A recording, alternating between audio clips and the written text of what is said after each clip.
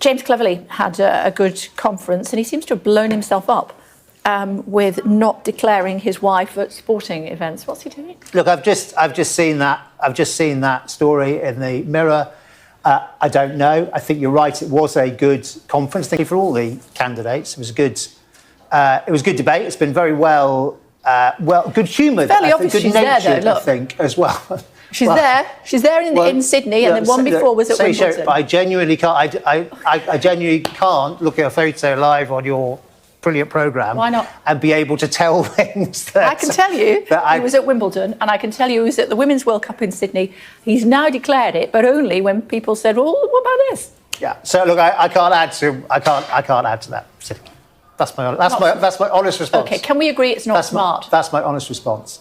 Look, I think all politicians for what they do. I think what we've seen with the Prime Minister That's what you're but I know. But look at it, Kate. And I give them you a good on kicking. Sky News, when you showed that chart, I don't know if it was that wall or that wall over there, when you showed those numbers, I mean, that is absolutely... Hi everyone, one issue I've pointed out before is how the Tories attack Keir Starmer and Labour ministers over freebies, while of course accepting donations themselves. We've just seen Damien Hines squirm as he tried to defend Tory leadership frontrunner James Cleverly's wife benefiting from perks simply because of her husband's position. As I've said before, Labour needs to ban these benefits and challenge the Tories to support such a ban, something that's highly unlikely to happen. When the topic shifts to Labour's donations, Hines brings up a chart showing that Starmer has received more than any other MP. Sure, Starmer has received donations, but as Prime Minister, this is still an issue. However, under Boris Johnson, the amount of money flowing into Tory accounts was even more staggering and often went undeclared. At least now we know who is giving money to the government, which wasn't the case during Johnson's time. The core problem remains.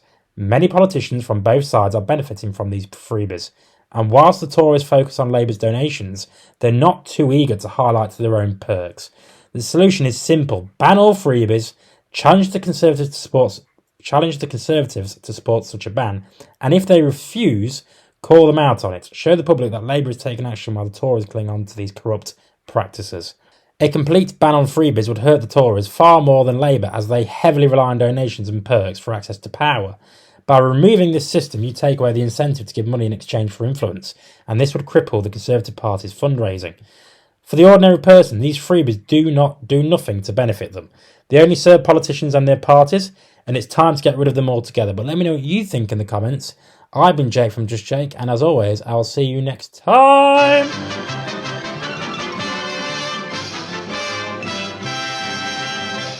You actually made it to the end of the video. If you would like to subscribe to the channel, which, why haven't you already, is somewhere over there. And also, if you want to watch more videos, also check out over there. I've been Jake from Just Jake. See you later.